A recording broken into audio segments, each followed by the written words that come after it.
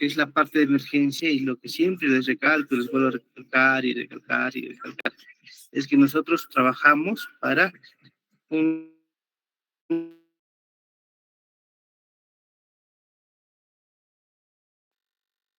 y para eso sabemos que necesitamos el oxígeno produce ATP, cosa produce acetal. Reservas de oxígeno se acaban aproximadamente a las 4 minutos, donde la vía aerobia pasa a una vía anaerobia. Y pasados los 4 minutos se empieza a producir una acidosis láctica tisular o resto de acidosis por la falta de oxígeno para producir la molécula. Y pasados los 10 minutos, esta acidosis láctica tisular produce un daño neurológico irreversible por la anoxia tisular y por la injuria celular. O sea, tenemos 10 minutos para mantener con vida a este paciente. Bueno, 4 si queremos ser más específicos. Pero doctor, nosotros hemos visto que en la costa es diferente. En la costa tienen más tiempo de tolerancia. Sí, en la costa tienen más tiempo de tolerancia, porque la costa tiene un mayor número de presión atmosférica. Por ejemplo, a 0 metros sobre el nivel del mar, la mayoría de libros que ustedes van a leer, siempre se refiere a este punto de corte, tiene 760 milímetros de mercurio. O sea, si queremos hablar de la presión atmosférica, generalmente de oxígeno es 159. ¿Por qué? Porque agarramos estos 760 y lo multiplicamos por el 21%, que es la constante. Entonces debemos hablar de que los 760 por 21% va a dar a una presión atmosférica de oxígeno de 159, que se encuentra en el ambiente. Sin embargo, nosotros no estamos en la costa, estamos a una gran altitud, por lo cual la presión atmosférica empieza a bajar. Mientras más altitud tengamos, la presión tiene tendencia a bajar. Por ejemplo, a 3.800 metros sobre el nivel del mar, o sea, Puno, la presión es 475. A 5.000 metros sobre el nivel del mar, que está Macusani, La Rinconada, Nanea, es 405 milímetros de mercurio. Y si nosotros decimos que el 21% del oxígeno lo convertimos o multiplicamos, 475 por 21 da 100. O sea, la presión atmosférica del oxígeno en Puno es aproximadamente de 100.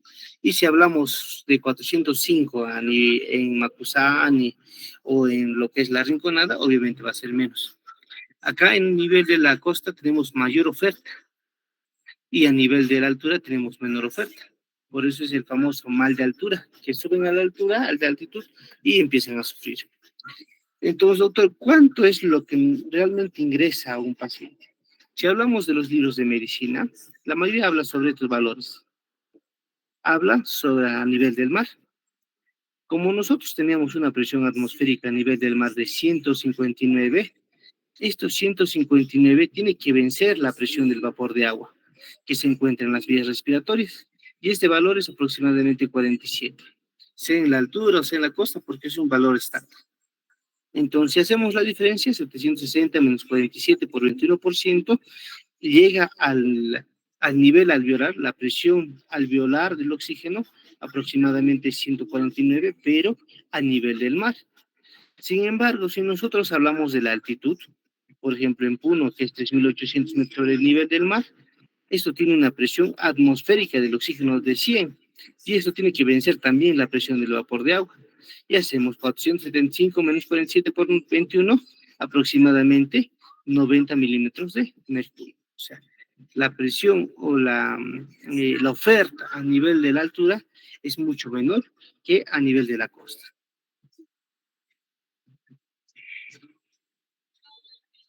Continuemos. Entonces, doctor, ¿cuánto es lo que ofrece de oxígeno a nivel del alveolo? Como hemos dicho, tenemos dos realidades. Una realidad es a nivel del mar y otra es a nivel de punto. A nivel del mar, con todas estas fórmulas, podemos ver que se ofrece a nivel alveolar aproximadamente la presión alveolar del oxígeno es de 149 y lo que llega el oxígeno en la sangre venoso es generalmente 50, 40, promedio de 50. Entonces pasa el oxígeno de una molécula de mayor concentración a un espacio de menor concentración. Entonces sí, hay una diferencia, claro que sí. A nivel alveolar el oxígeno es mayor a nivel del mar y a su vez pasa por capilaridad, osmosis simple, a la célula, que en este caso sería el eritrocito. Muy diferente si hablamos a nivel alveolar, muy diferente si hablamos a nivel de pulmón. Podemos ver que la presión atmosférica es menor, por lo cual la presión barométrica es menor, por lo cual la presión atmosférica del oxígeno es menor. Esto al romper la barrera de la presión del vapor de agua e ingresar con las constantes, llega aproximadamente al alveolo a nivel de 57, o sea, la presión alveolar del oxígeno es 57. Y si acá tenemos 50 o 40, que es la presión venosa del oxígeno en sangre venosa, esto va a pasar de un medio de mayor concentración a un medio de menor concentración. Pero doctor, hay una brecha diferente. Si hablamos a nivel de la costa, de 99 contra 50 o contra 40, es prácticamente el doble. Pero si hablamos de la altura, prácticamente es menos del 10%, sí. Porque nosotros tenemos en la altitud otros medios de compensación. ¿Cuáles pueden ser los medios de compensación? Tranquilamente, aumentar la cantidad de eritrocitos, mayor capacidad pulmonar, mejor compliance respiratorio, más factibilidad a nivel de la respiración. Entonces, para nosotros, tenemos que definir qué es la insuficiencia respiratoria. La insuficiencia respiratoria es la disfunción o alteración del aparato respiratorio que produce una alteración en el cambio gaseoso normal. Un fracaso en el proceso de entrega de oxígeno hacia los tejidos o un fracaso en la eliminación del dióxido de carbono de estos mismos tejidos. Entonces, podemos ver que cuando el oxígeno no entra al tejido, es una insuficiencia respiratoria. ¿Y qué es la falla respiratoria? La falla respiratoria se define como la alteración de los gases en sangre, por ejemplo, la hipoxemia, como una presión parcial de oxígeno menor a 60 milímetros de mercurio o una saturación menor a 90, o la hipercapnia, que es la elevación del dióxido de carbono, generalmente superior a 55, que normalmente debe estar entre 35 y 45 milímetros de mercurio. Entonces, la insuficiencia respiratoria es un síndrome clínico, que yo lo veo con alteración del patrón respiratorio, con cianosis, con el examen clínico, con el uso de músculos accesorios o mayor frecuencia respiratoria. Mientras tanto, la falla respiratoria la voy a ver en la gasometría. Pero, doctor, ¿esta definición de falla respiratoria se adaptará a nosotros? Recordemos que nosotros por la altitud no tenemos estos valores. Nosotros somos más permisivos, o sea, más tolerables. Yo te digo que una PO2 menor a 45, sí es una falla, menor a 45 es una falla respiratoria. O una PCO2 mayor a 60 o 65 es una falla respiratoria en la altura. Entonces tenemos que ver que tenemos insuficiencias respiratorias agudas que pueden ser por hipercapnia en un pulmón sano, hipercapnia en un pulmón comprometido o enfermo, hipoxemia, disminución netamente del CO2, o un asociado al shock, que ese también es un shock diferido, que es netamente del intercambio gaseoso. Entonces tenemos la insuficiencia respiratoria hipoxémica, la clásica, donde la presión arterial del oxígeno se encuentra menor a 60 milímetros de mercurio en la costa. Si hablamos de la altura, sería menor a 45 o 50. Eso respirando al aire ambiente. Los procesos patológicos implicados en la insuficiencia respiratoria son la hipoventilación alveolar, baja frecuencia respiratoria, un cortocircuito, una alteración en la ventilación percusión, un deterioro de la difusión. Ahora tenemos que entender que la saturación va a variar dependiendo de la altitud. Nosotros no estamos a nivel del mar. Si es menor a 93 se considera hipoxemia. Pero mientras más la altitud, el cuerpo está más adaptado. Por ejemplo, estamos acá nosotros entre 3.600 y 3.900, porque estamos en 3.800. Una saturación menor a 85, hasta yo podría decir 80, sí sería una insuficiencia respiratoria. Como podemos ver, mientras mayor es la altitud, el cuerpo se adapta más. O sea que ese punto de corte va a ser va a ser diferente a diferentes niveles de altitud. Un ejemplo, Estoy en el Hospital de Emergencias Grau de Salud. Viene un anciano que dice que se ha enfermado de una neumonía, pero cuando está saturando 86. Pero este paciente está sumamente comprometida con diaforesis, hipoxemia, cianosis, con trastorno de la conciencia. Mientras tanto, trabajando acá en el Hospital Base 13 Salud Puno, viene un paciente que dice, doctor, me duele la garganta y me falta un poquito de aire. Le saturamos y está saturando 80%.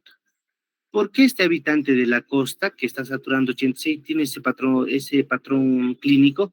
Mientras tanto, nosotros en la altitud, a 3.800, el paciente está saturando 80, pero está tolerando. ¿Por qué? Porque él está adaptado, está acostumbrado a tener una hipoxemia. Mientras tanto, el habitante de la costa no está acostumbrado a tener una hipoxemia, porque para ellos es más fácil respirar. Mientras tanto, tenemos la insuficiencia respiratoria de tipo comprometido con el CO2. En este caso sería una hipercapnia en un pulmón sano. La hipercapnia se define como la elevación del PCO2 mayor a 60, 65 en la altitud y dependiendo de la bibliografía. En la insuficiencia respiratoria se observa que puede estar secundaria a varias alteraciones, generalmente alteraciones nerviosas, como puede ser alteración del sistema nervioso central, un paciente tequiado con un hematoma eh, epidural, donde hay compromiso del tallo cerebral, el paciente no va a respirar, y cuando no tiene una frecuencia respiratoria hay tendencia a retener CO2, por lo cual sería una insuficiencia respiratoria tipo 2 o un síndrome de Guillain-Barré, donde va a haber alteración en los nervios y a su vez alteración en el complejo respiratorio, una mielitis transversa, yo qué sé. Cualquier tipo de mecanismo que altere el sistema nervioso central o los músculos que propiamente producen lo que es el ciclo respiratorio, va a producir una retención de CO2. Y si esta retención de CO2 es mayor a 60 en la costa y 65 o 70 en la altura, esto va a producir una insuficiencia respiratoria. Ahora, recuerden que la insuficiencia respiratoria la hipercapnia se va a basar en la frecuencia respiratoria 1 y también en la capacidad pulmonar para poder barrer este exceso de ácidos volátiles. Y recordemos que hasta el punto de 100, o sea, un PC2 de 100, sí se puede revertir clínicamente, pero más de 100 se debe revertir mecánicamente, o sea, con el uso de un ventilador mecánico. Mientras tanto, la hipercapnia con un pulmón comprometido se puede deber a una alteración estructural del pulmón, como puede ser enfermedad pulmonar obstructiva crónica. Estos responden más a una acidosis respiratoria, pero con uso de una máscara que nosotros llamamos ventilación no invasiva. Puede ser bronquiectasis o el mismo asma bronquial, porque donde hay una alteración de la conductibilidad del fluido oxigenatorio, donde va a ingresar oxígeno, pero no se va a eliminar CO2. O sea, aunque tenga buena frecuencia respiratoria, el compromiso estructural no va a dejar que se elimine CO2 y va a tener el pulmón a tendencia a retener. Los pacientes con enfermedad pulmonar obstructiva crónica siempre retienen CO2. ¿Y cómo lo sacamos? Con la ventilación mecánica no invasiva, donde se le da una presión de soporte, una frecuencia respiratoria alterada. Sin embargo, la hipoxia se define como la disminución de oxígeno tisular, por lo tanto, no es sinónimo de hipoxemia. Cuando la disminución del oxígeno tisular afecta el metabolismo oxidativo, se denomina disoxia. Entonces, tenemos varios tipos de hipoxia. La hipoxia hipóxica, que se produce cuando existe una hipoxemia con la disminución tanto de presión arterial del oxígeno, saturación del oxígeno y disminución del oxígeno ligado al eritrocito. La hipoxia anémica, muy diferente, se produce por la caída de los niveles de hemoglobina. Es un tipo de shock. La hipoxia circulatoria o diástasis se define como la disminución de la función de la bomba, en este caso por una insuficiencia respiratoria. O sea, la entrega de oxígeno puede ser el adecuado, pero el gasto cardíaco, que generalmente ayuda a la entrega de oxígeno a los tejidos por el flujo circulatorio, está netamente disminuido. La hipoxia por afinidad, a pregunta de examen, ese tipo de hipoxia se observa cuando la hemoglobina incrementa su afinidad por el oxígeno, o sea, lo agarra, pero no lo suelta, generalmente por la hipotermia, la alcalosis o la hipopotasemia. Y la hipoxia citotóxica Se refiere a una alteración del metabolismo celular energético causada por una afectación intrínseca y adquirida de la respiración celular que imposibilita la unión del oxígeno. En términos sencillos, la hipoxia citotóxica o citopática se debe a los envenenamientos. Entonces, la falla respiratoria puede ser de varios niveles.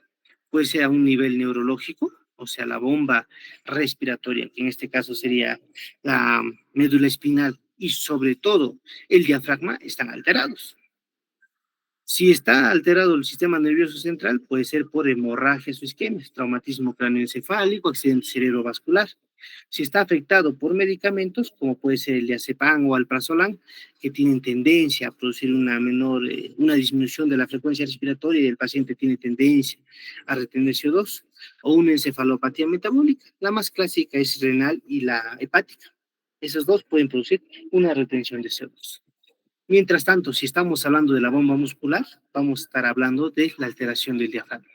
Esto tiene que ser por una alteración muscular, como el síndrome de Guillain-Barré, las distrofias musculares, la escoliosis, porque es netamente estructural, la lesión de la médula espinal por un traumatismo, botulismo o intoxicación por órganos fosforados, porque hay una alteración muscular o neuromuscular, donde el músculo no va a formar la función de bomba o va a estar esta función disminuida. Fatiga diafragmática, aunque no lo crean, es muy común, neumotórax, obesidad mórbida.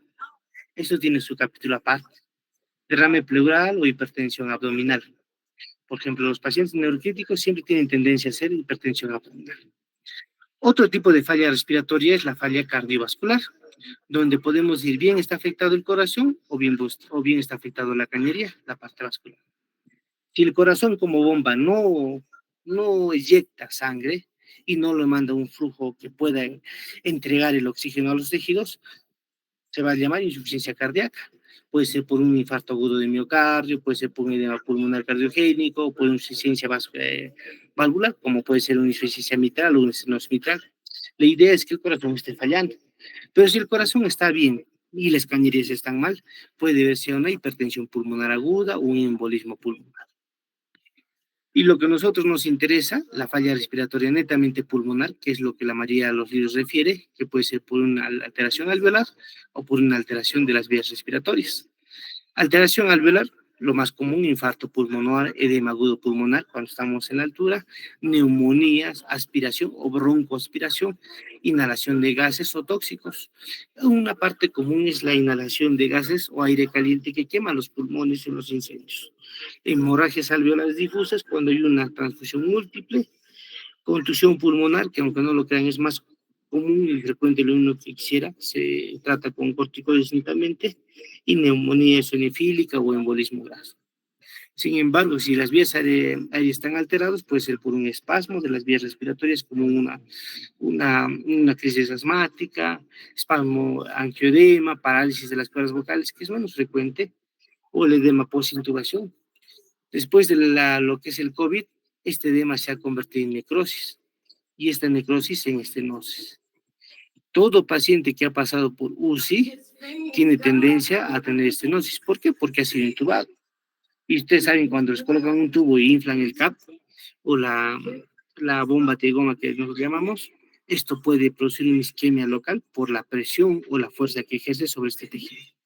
Y esto cuando después de extubarlo, qué bonito que el paciente está vivo, sí está vivo, ya está hablando, pero siente que tiene como algo que le tapa, que le atora, y cuando tú revisas, tiene una estenosis de tráquea bien marcada, va a tener que entrar a dilatación o una sutura del cartílago para reformar esa zona.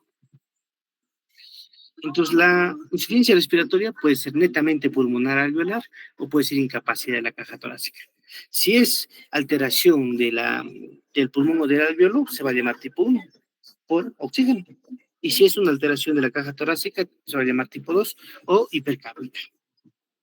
Entonces, todas estas alteraciones, tanto sea por la alteración de la difusión, como una enfermedad pulmonar artificial difusa, o hipoventilación alveolar con exceso de fármacos como el prazolam o diazepam, puede ser un chun, o puede ser por la baja presión de oxígeno inspiratorio que generalmente se da en los vuelos elevados, o se puede dar en los incendios por el humo y demás, van a producir una hipoxemia.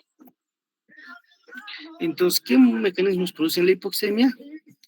Puede ser hipoventilación, alteración en la difusión, eh, presencia de chunks, desequilibrio de disminución de la presión inspiratoria de oxígeno o desequilibrio de ventilación-perfusión. Entonces, dependiendo del tipo de hipoxemia, pueden responder o no al oxígeno.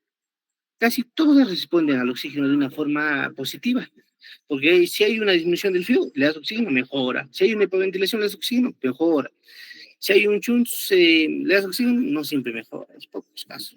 Si hay un desequilibrio entre la ventilación y perfusión, ¿le das oxígeno? ¿Mejora? Sí, claro que sí. Entonces, cuando nosotros estamos frente a una insuficiencia respiratoria, lo primero que debemos pasar en nuestra mente es asegurarnos de que la vía aérea esté bien y sobre todo dar oxígeno. Porque si tiene oxígeno, va a mejorar, sea cual sea el cuadro. Por ejemplo, tenemos el cerebro. Este cerebro tiene un hematoma epidural o subdural, lo que ustedes quieran, un accidente cerebrovascular. Si este, desde el núcleo respiratorio, no manda el impulso para hacer el movimiento del diafragma, que es superior o inferior, este diafragma se va a volver perezoso y a su vez va a ayudar a que entre el oxígeno, sí, pero no va a hacer que el CO2 se elimine. O sea, el CO2 se va a retener.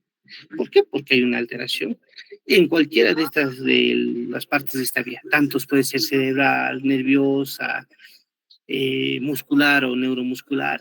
Cualquiera sea eso, va a producir una alteración de los movimientos. Otros también pueden ser como causas estructurales, netamente, o sea, pulmones secuelares. Acá tenemos clásicamente la presencia de un enfisema. Es un paciente que ha sido intubado o ventilado. Una mala técnica de ventilación hace que los alvéolos se dilaten y se rompan. Esto nosotros le llamamos barotrauma o telectrauma, donde ya estos alvéolos ya no son funcionantes. Entonces nosotros tenemos que ver que nuestro punto de corte, nuestro tratamiento inicialmente se va a dar al oxígeno. Deme un minuto, por favor.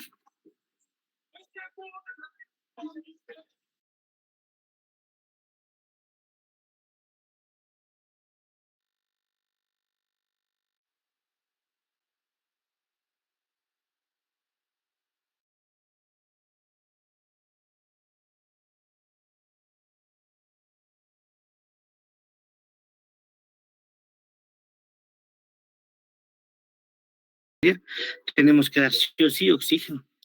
Y ahora tenemos que hablar sobre los tipos de suministro de oxígeno. Podemos utilizar dos tipos principales de oxígeno. Uno que nosotros llamamos oxígeno de bajo flujo, o sea, que es poco oxígeno que se da, y otro es el oxígeno de alto flujo.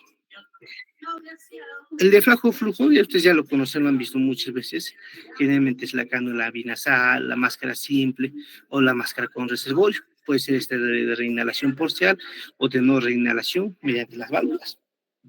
Mientras tanto, los sistemas de alto flujo generalmente son harta cantidad de litros de oxígeno que se da.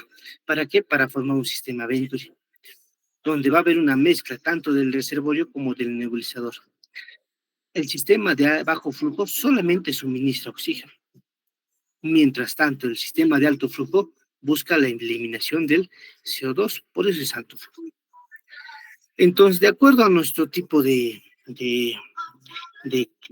presentación o el sistema que tengamos, podemos decir que puede ser de bajo flujo, como son las cánulas binasales, las máscaras simples o las máscaras de reservorio, que son los dispositivos más simples que conocemos.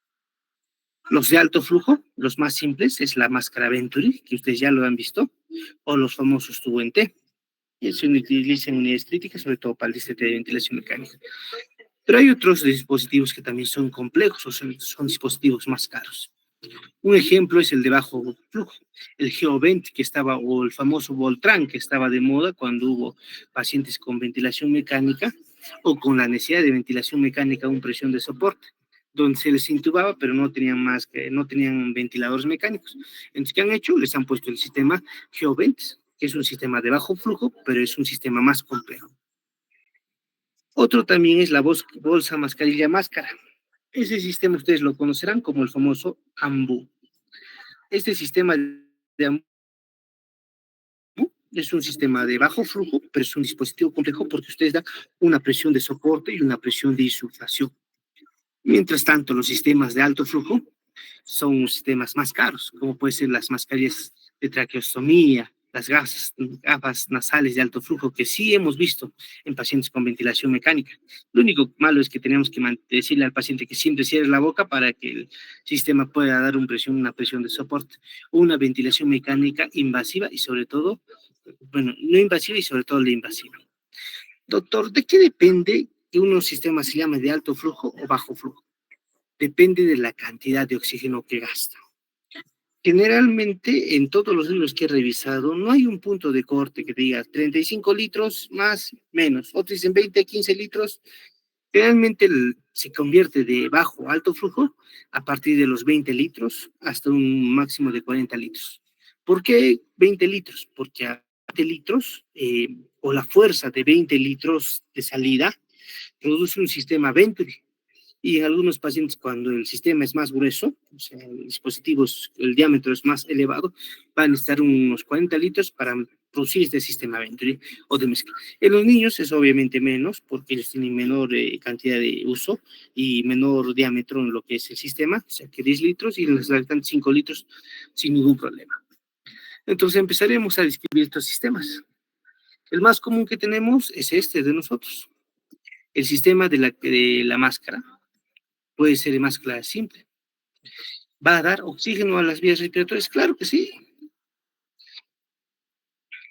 La cánula de oxígeno, la cánula binasal, cánula de gato, quieran ustedes llamarle, son puntitos, 2 puntos que se ponen sobre la nariz. Si yo le pongo un litrito, la fracción inspiratoria de oxígeno pasa del 21% que nosotros tenemos en el ambiente a un 24%. Si yo le pongo 2 litros, pasa del 24 a 28%. Si yo le pongo 3 litros, 28 a 32%. Si le pongo 4 litros, de 32 a 36%. Si yo le pongo 5 litros, de 36 a 40%. Entonces, esta cánula de alto flujo, de bajo flujo, perdón, de acuerdo a la cantidad de litros que yo le aumento, va a aumentar obviamente la fracción inspiratoria de oxígeno. Pero si yo le pongo 6 litros, ¿va a cambiar? No, no sirve, al contrario. Esta entrada o el diámetro de salida de este oxígeno es muy diferente. Y doctor, ¿qué pasa si mi paciente tiene una nariz aguileña? Al contrario, se va a mezclar más, va a tener más espacio para mezclarse. Y si mi paciente tiene una patología nasal o se ha hecho operar, ahí va a bajar la disminución de la oferta del oxígeno. O sea, que esto es también cambiante o variable de acuerdo al tipo de presentación y a la anatomía del paciente. La máscara de oxígeno, a su vez, es una máscara donde va a ser un sistema medio hermético cerrado, donde se le puede poner 5 o 6 litros, que va a ser aproximadamente de 40 a 45%, de 6 a 7 litros va a ser de 45 a 50 y de 7 a 8 de 55 a 60, pero no va a pasar a más. Los que sí te pueden llevar casi hasta un 100% son las máscaras con bolsa de reservorio. ¿Y de qué depende si es con reinhalación o es sin reinhalación? Se van a dar cuenta que a los lados de las máscaras de reservorio tienen una gomita. Si la gomita está presente, es de no reinhalación, o sea que hace un sistema cerrado. Pero si yo le saco esta gomita, ¡pac! Y permito el intercambio de oxígeno con el ambiente, va a ser de no reinhalación. Y a su vez, va a ayudar dependiendo de lo que quiera. Por ejemplo, en las no eh, perdón, en las de reinhalación, que le hemos sacado la válvula, 8 litros va a ser 60%, 9, 65, 10, 70, 11, 75 y 12, 80%. ¿Por qué? Porque están reinhalando con el ambiente. Mientras tanto, si los cerramos con una válvula de goma y lo convertimos en no reinhalación, de 8 a 12 litros vamos a tener hasta un 99%. Casi nunca 100%, pero buena cantidad. ¿Por qué? Porque el oxígeno no sale por esta valvulita. Acá tenemos prácticamente lo mismo, pero lo que me gusta de este gráfico, sobre todo cuando hemos pasado el COVID, es esta cantidad. Esta de acá. Tenemos nuestra mascarilla simple, nasal simple, máscara de reservorio, Venturi, pero esta, mascarilla de reservorio, no reinhalación, con ambas válvulas abiertas, casi un 80-85, con una válvula abierta, casi un 90%, con ambas válvulas cerradas, casi 100%. Pero acá también hay otro, mascarilla de reservorio con reinhalación parcial. Y este es lo que más me interesa. ¿Por qué? Porque era tanto la desesperación de darle oxígeno a nuestros pacientes y no tener en nuestras manos los elementos para poder dar oxígeno, que ¿qué hacíamos? Poníamos una máscara de reservorio de no reinhalación, o sea, bien cerrada, pero poníamos una cánula simple.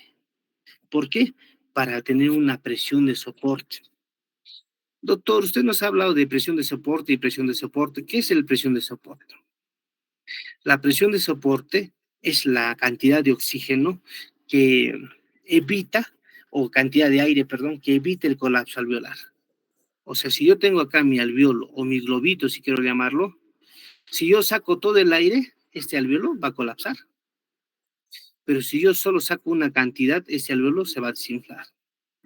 Y es más fácil inflarlo así medio abierto que inflarlo directamente cerrado. Nosotros eso le llamamos cizallamiento alveolar. Mientras más presión de soporte tengo, mi alveolo se va a encontrar más distendido. Y doctor, ¿por qué me permite o me ayuda que la presión de soporte esté elevado? O sea, que la tensión superficial del alveolo esté alta.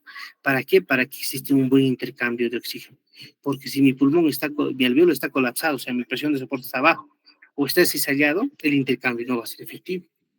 Entonces, siempre me interesa que el alveolo esté semi-inflado, o sea, con una presión de soporte más elevada. Los sistemas de alto flujo, como su nombre dice, aportan alta cantidad, ¿no? al equipo y al paciente. Generalmente pueden ser necesidad, el sistema de alto flujo te ayuda a mezclar el aire ambiental con el oxígeno, para tener como un río de oxígeno, un río de aire. La máscara Venturi es la más conocida por el principio de Bernoulli, con un flujo mayor de 41 litros por minuto, pero agarra el oxígeno, el aire ambiental con el oxígeno y los mezcla. Eso me interesa. Pero recuerden, los sistemas simples de bajo flujo buscan entregar el oxígeno y los sistemas de alto flujo buscan eliminar el CO2, o sea, barrer el CO2. ¿Puede entregarte oxígeno? Claro que sí, le puede entregar oxígeno porque acá está mezclando, pero sobre todo el flujo es para eliminar o barrer CO2. Y acá tenemos las clásicas. El Venturi, que es este sistema que puede tener dos válvulas, una válvula verde o una válvula blanca, dependiendo de qué sistema quieras. Por ejemplo, la válvula blanca es cuando queremos tener altas concentraciones de oxígeno y la verde cuando queremos tener bajas concentraciones de oxígeno. Pero sobre todo me interesa que este flujo entre a la nariz, entre a la vía respiratoria, entre a estos pulmones y saque el CO2. El sistema de bajo flujo me interesa eliminar el CO2. Por eso es que decían que en los protocolos de COVID, decía, ya, dale una cánula binasal, bacán, dale una máscara simple, bacán, pero no te decían, pasa directamente a lo que es intubación, no, decían, de ahí pasamos al sistema de máscara Venturi, ¿para qué? Para eliminar el CO2 que estaba retenido. Y finalmente, cuando pensabas en intubar, recién le pones una máscara con reservorio, cuando piensas en intubar. Entonces, la retención de CO2, de acuerdo a mi tipo, a mi valor que encontremos en sangre, se va a valorar o va a estar normada por la cantidad de frecuencias o ciclos respiratorios. Esto da que también se marca de acuerdo a la cantidad de CO2. Ejemplo, mi paciente tiene una gran cantidad de CO2. ¿Qué dice el cuerpo? Aumenta la cantidad de ciclos respiratorios, o sea, aumenta tu frecuencia respiratoria. ¿Para qué? Para eliminar CO2. Tienes baja cantidad de CO2, disminuye la cantidad de ciclos respiratorios para retener CO2. En términos simples, hay alto cantidad de PCO2 y aumentamos la ventilación. Hay poca cantidad de CO2 y disminuimos la ventilación. Entonces ya les he mostrado cómo el oxígeno atraviesa todas esas estructuras anatómicas hasta llegar finalmente al alveolo, donde el oxígeno ingresa y donde el CO2 se elimina. El oxígeno se difunde por una zona de mayor concentración a una de menor concentración. Mientras tanto, el CO2 pasa directamente. ¿Por qué? Porque en el aire ambiental hay poco CO2. O sea que esto no tiene ninguna ley ni nada por el estilo. Deme un segundito, por favor.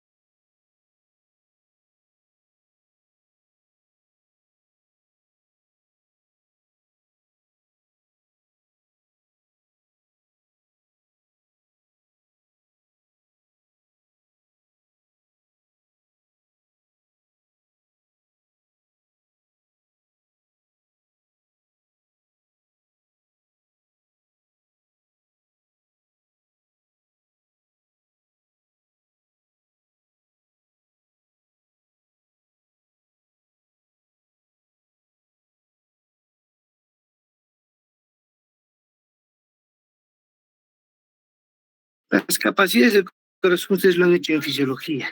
O sea, cuánto de oxígeno entra, el volumen circulatorio, volumen corriente, capacidad inspiratoria máxima, capacidad inspiratoria mínima y sobre todo el volumen residual, que nosotros vamos a conocer como la presión de expiración al final de la respiración, o el famoso PIB.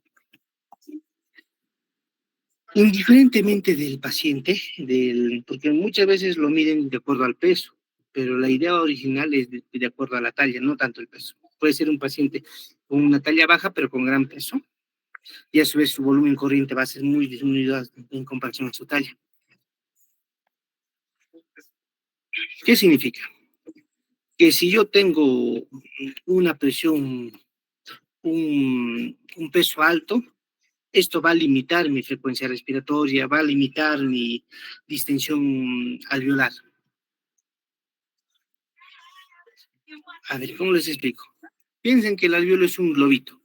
Este globo lo inflamos, desinflamos, inflamos, desinflamos, pero nunca quitamos todo el aire. Este aire residual que se encuentra dentro de este globo se llama presión, eh, presión parcial al final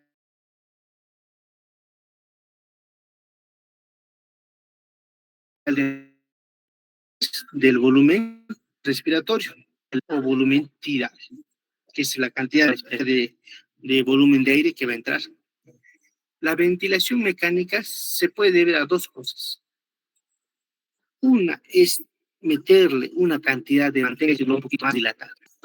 Antes, el volumen de aire, o sea, como 2 litros de aire, como puede ser 2 litros de agua a este pulmón, o darle una presión. Es que no nos importa la cantidad de aire, sino buscar una presión que esté dentro del alveolo. Entonces, nosotros cuando tenemos ventilación mecánica, vamos a tener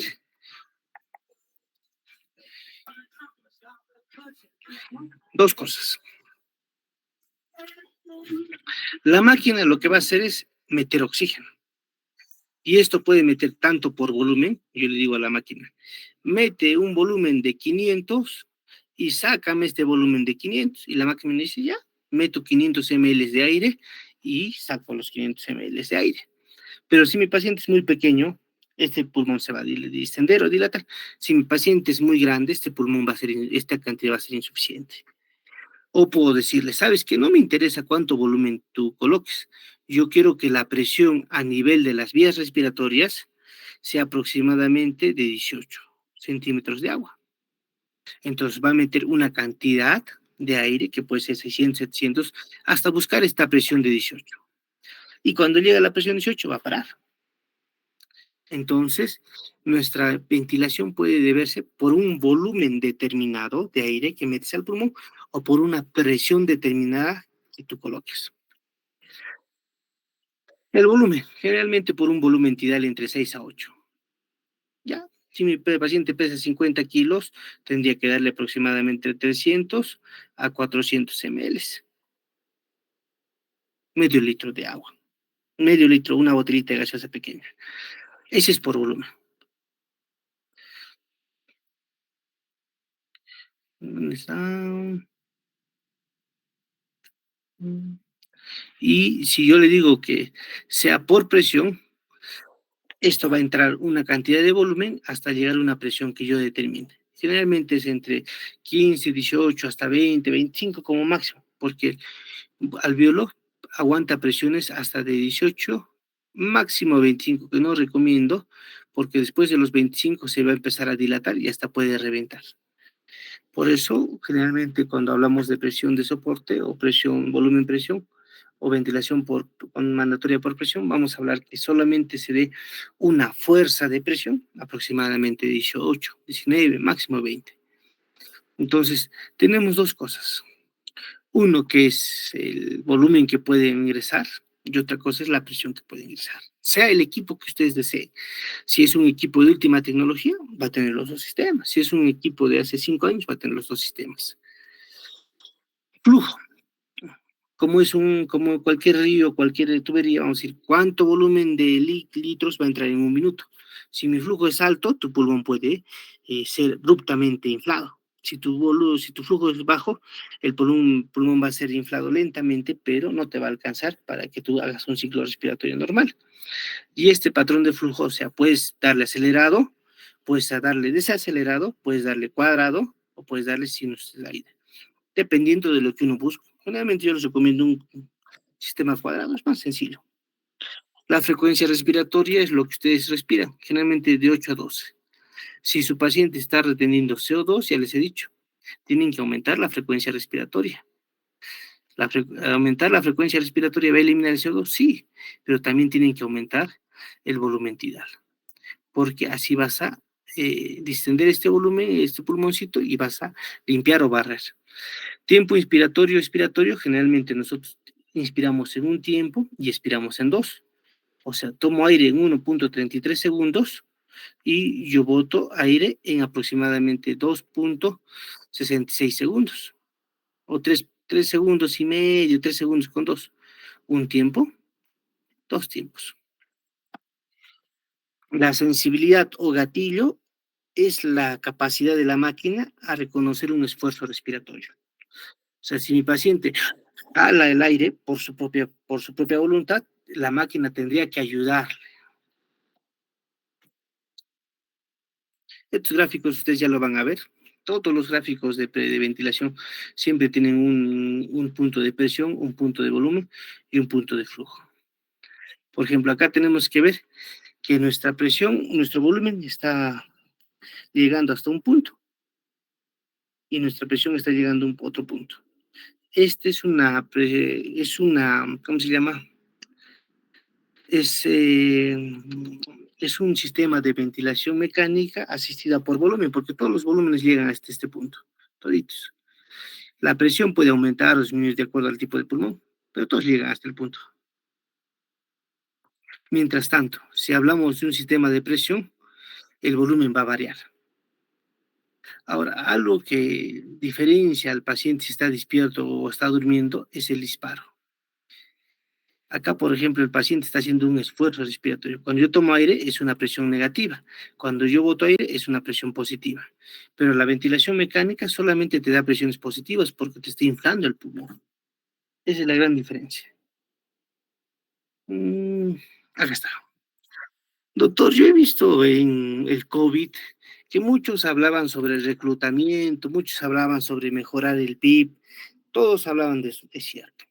Generalmente en el COVID nosotros sabíamos que el 90% del pulmón o el 80% del pulmón estaba totalmente funcionante y había un 5, 10, 15, 20% de acuerdo a la bibliografía que era un pulmón que se encontraba durmiendo, si quieren llamarlo. Es un pulmón funcional que no se utilizaba. Y cuando tú estabas con COVID, tus alveolos y tus pulmones estaban chancados, destrozados. Pero este 10, 5, 10 o 15 o 20% que no se utilizaba, tú los podrías abrir. Y para eso nosotros le llamábamos el famoso reclutamiento. O sea, con el volumen de la máquina, hacer que este alveolo que está colapsado de una forma fisiológica, no funcionante, empiece a distenderse. Y cuando se distiende, empiece a funcionar. Pero doctor, 10% no hace mucha diferencia. Es cierto. 10% llevará apenas una duración de un 10 o un 15%. Pero un paciente con COVID que está saturando 60 y está al borde de la muerte, un 10% que lo lleve a un 70, 75% sí lo mantenía con vida. Por eso nosotros en el COVID hemos visto o hemos previsto reclutar a todos los pacientes que estuvieran con COVID para hacer funcionantes estos alveolos que no eran funcionantes.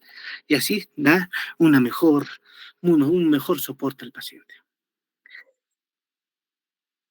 Ujú. Ya, esto mejor. La ventilación mecánica no invasiva, como su nombre dice, no tiene tubo endotraqueal. Generalmente es una full face, una máscara facial, que tiene que albergar tanto la nariz como la boca. La máquina le impulsa una cantidad de oxígeno, que puede ser tanto como volumen o presión, por ejemplo, 500, o una presión de 18 centímetros de agua, el cual va a entrar al pulmón, lo va a distender y va a salir. Pero lo importante acá, ¿qué es? Lo importante es que el paciente esté consciente. ¿Para qué? Para que este aire no se ingrese al estómago. porque si mi paciente está inconsciente, el pulmón puede cerrarse o puede obstruirse y el aire en vez de entrar a los pulmones va a entrar al sistema digestivo. ¿Cuántas veces he visto pacientes intubados mal o que tenían el tubo en lo que es el tubo estaba ubicado en lo que es el esófago, donde estaba en su ventilación, y a su vez tenía su canulita y nasal para respirar mejor. Sí, sí, he visto, aunque no lo crean, es más veces de las que quisiera aceptar. De los residentes habrá sido un 50%. Y lo demás ya son curvas de inspiración, expiración, búsqueda del PIB, reclutaje. De acuerdo al tipo de paciente, puedes pedir, digamos, un paciente con neumonía o un paciente con edema agudo pulmonar, lo que vas a buscar ahí es mejorar la presión de soporte, mejorar la presión de estos alvéolos para que se limpie. Pero si es un paciente neurocrítico, que el pulmón no tiene nada que ver, que solamente quieres limpiar CO2, manéjalo por volumen, mete 400 o 500 ml de aire y saca los 500 ml. No está afectado. Pero si tu paciente tuviera un pulmón afectado, sí puedes pensar en una ventilación por presión. Dependiendo de cada paciente, ahí va a haber alguna variación de acuerdo a nuestra ventilación. Bueno, en algunos casos vamos a ver y sí tiene sus mañas para manejar el ventilador, pero es de acuerdo a lo que nosotros quisiéramos o lo que encontremos. Por eso cuando yo les enseño al personal de enfermería o los médicos posgrados, le digo, ¿tu paciente qué tiene? Doctor, mi paciente es un paciente que llegó de Lima hace 2 días y se siente con disnea, fatiga y ha empezado a toser sangre. Para mí eso suena 2 días un edema agudo pulmonar, que es lo que normalmente demora. Y es sangre con espumita, sí, sangre con espuma. Entonces ese alveolo está dilatado, está ensanchado, está lleno, es como una esponja que está lleno de sangre, está edematizado. Entonces cuando le conecto a un ventilador, lo que hago es conectarlo al ventilador y empezar a darle presión para que este alveolo se empiece a distender y esta pared que estaba edematizada se empiece a adelgazar, mandando este líquido que está en exceso del alveolo a un espacio intravascular. Ya después le meteré su diurético, pues furosemide, spironolactona para bajar el volumen intravascular. Pero a mí lo que me interesa es que ese alveolo funcione. ¿Y cómo funciona? Aumentando la presión de soporte, distendiendo ese alveolo, reclutando los alveolos dormidos. Pero si me dicen, doctor, es un motociclista que vino, que no tenía casco, se ha chancado la cabeza y ahorita está respirando mal, ese que tengo que trabajar en pulmonar, solamente lo conecto a ventilación, solamente por protección de vía aérea y le pongo frecuencia respiratoria de 14 y le pongo un volumen tidal de 350. Si está reteniendo CO2 por la incapacidad de eliminar CO2 por su traumatismo craneoencefálico, le aumentaré pues ya no una frecuencia a 14, sino le pondré 18, 20 y el volumen tidal le aumentaré de 350 a 400. Pero si me dicen, doctor, es un paciente asmático que viene que ya está reteniendo CO2, que le falta el oxígeno, fácil, lo intubo con ketamina de preferencia y le coloco una ventilación mecánica a presión de soporte con un flujo disminuido o un flujo ascendente, donde no busco estimular las vías respiratorias para que haga un espasmo, sino simplemente busco acelerar lentamente y con eso elimino CO2. Y si fuera un paciente con enfermedad pulmonar obstructiva crónica, lo mismo, pero aumento la frecuencia respiratoria y disminuye el volumen tidal. Cada patología tiene su maña para conectar al ventilador y dependiendo del tipo de paciente. Si el paciente es gordo, por ejemplo, le voy a dar el PIB elevado. ¿Por qué? Porque el peso mismo de su cuerpo o de la grasa va a hacer que el pulmón se colapse de una forma patológica por su sobrepeso, por lo cual aumentarle una presión del PIB va a mejorar. Los anestesiólogos obviamente no están de acuerdo, pero ellos hacen mayor cesariamente pulmonar. No sé si tenemos alguna pregunta, duda, comentario hasta este instante para terminar la, la clase.